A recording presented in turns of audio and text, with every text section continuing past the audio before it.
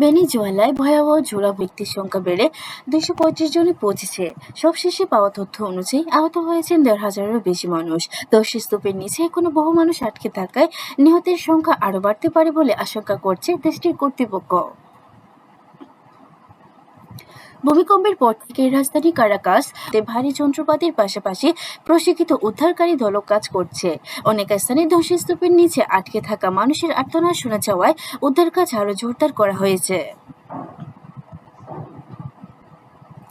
যুক্তরাষ্ট্রের ভূতাত্ত্বিক জরিপ সংস্থা জানিয়েছে, গত বুধবার স্থানীয় সময় সন্ধ্যা 6টা 4 মিনিটে প্রথমে 7.2 মাত্রার একটি শক্তিশালী ভূমিকম্প আঘাত হানে।